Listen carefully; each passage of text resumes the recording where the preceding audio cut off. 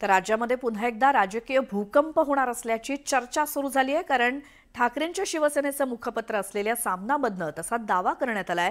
त्यामुळे आता नव्या चर्चेला तोंड फुटलंय। बघूयात। शिंदेंची शिवसेना फुटणार, 35 आमदार भाजपच्या गळाला। भाजपचं राज्यात ऑपरेशन लोटस। राज्यात आणखी एका राजकीय भूकंपाची भविष्यवाणी करण्यात आली आहे। शिंदेंच्या नेतृत्वातील शिवसेनेत उभी फूट पडणार असल्याचा दावा करण्यात आलाय आणि हा दावा ठाकरेंच्या शिवसेनेचं मुखपत्र असलेल्या सामनातनं करण्यात आलाय। गेल्या काही दिवसातील राजकीय घडामोडींच्या पार्श्वभूमीवर हे राजकीय भाकीत करण्यात आलंय। भारतीय जनता पार्टी त्यांच्या ऑपरेशन लोटस या मोहिमेअंतर्गत शिवसेनेचे 35 आमदार फोडणार आहे।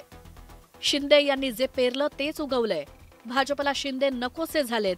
शिंदे यांना त्यांची जागा दाखवण्याचा लोटस कार्यक्रम सुरू झालाय। रवींद्र चव्हाणांनी मोठी रक्कम देऊन आमची माणसं फोडली या तक्रारीवर अमित शहा यांना हसू आवरलं नाही। जे शिंदे स्वतःच फुटले त्यांनी माणसं फोडण्यावरती चिंता करावी हा मोठा विनोद आहे। महाराष्ट्रात सत्ता पक्षातील नाराजी नाट्य सुरूच राहील आणि या नाराजी नाट्याचा तिसरा अंक सुरू झालाय असा दावा सामनातनं करण्यात आलाय। एकनाथ शिंदे साहेबांचे कित्येक मंत्री त्यांचं ऐकत नाही। त्यांना कंट्रोल देवेंद्रजी फडणवीस साहेब करतात आणि याच्यात उदय सामंताचं नाव एकदम वरचं आहे। अन्य काही मंत्री त्याच्यामध्ये आहेत। मला वाटतं ते हळूहळू यथावकाश समोर येतील। त्यामुळे जे सत्य आहे ते सत्यच आहे। अहो काही लोक कशाला उदय सामंतांचा जो घरोबा दिसतोय तो काय आपल्याला कळत नाहीये का?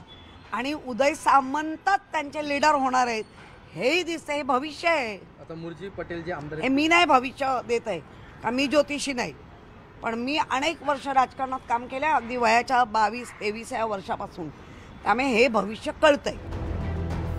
सामन्यातल्या या दाव्याला भाजप आणि शिंदेंच्या शिवसेनेतील कुरघोडीच्या राजकारणाची किनार आहे। नगरपंचायत आणि नगरपरिषद निवडणुकीत सत्ताधारी भाजप आणि शिंदेंच्या शिवसेनेत फोडाफोडीचं राजकारण बघायला मिळालं। उपमुख्यमंत्री शिंदेंच्या ठाणे जिल्ह्यात भाजपनं मोठ्या प्रमाणात फोडाफोडी केली। शिंदे पिता पुत्रांच्या मर्जीतील स्थानिक नेत्यांना भाजपनं पक्षात घेत धक्का दिला। ही फोडाफोडी शिंदेंच्या चांगली जिव्हारी लागली। शिंदेंनी थेट दिल्ली गाठून केंद्रीय गृहमंत्री अमित शहांची भेट घेऊन त्यांच्यासमोर तक्रारींचा पाढा वाचला। खासदार श्रीकांत शिंदेंच्या मतदारसंघातील शिवसेना नेते भाजपनं गळाला लावले। रवींद्र चव्हाणांमुळे महायुतीत वाद निर्माण होतात। महायुती विरोधातल्या बंडखोरांना आर्थिक पाठबळ दिलं जातं।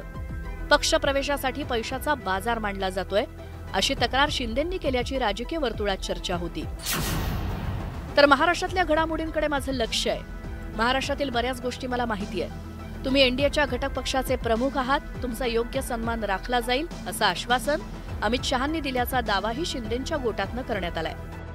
या सगळ्या घडामोडींच्या पार्श्वभूमीवर सामनातून ऑपरेशन लोटसचा दावा करण्यात आलाय। असा कोणी काही दावा करू शकतो। तुम्ही ज्या वृत्तपत्राचं नाव घेताय मुळामध्ये त्या वृत्तपत्राचा खप किती आणि त्याचे वाचक किती याच्यावरनं त्या वृत्तपत्राचं काय आहे हे आपण सगळ्यांना माहिती आहे।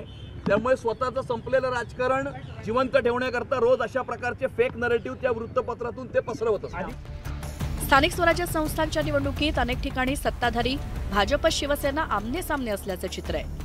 तर आगामी महापालिका निवडणूक डोळ्यासमोर ठेवून इतर पक्षातील स्थानिक नेत्यांना गळाला लावण्याचा प्रयत्न भाजपकडनं केला जातोय। त्याचा फटका शिंदेंच्या शिवसेनेलाही बसलाय आणि तिथूनच मग भाजप आणि शिवसेनेत वादाची ठिणगी पडली आहे। त्यातूनच आता ऑपरेशन लोटसची चर्चा रंगली आहे।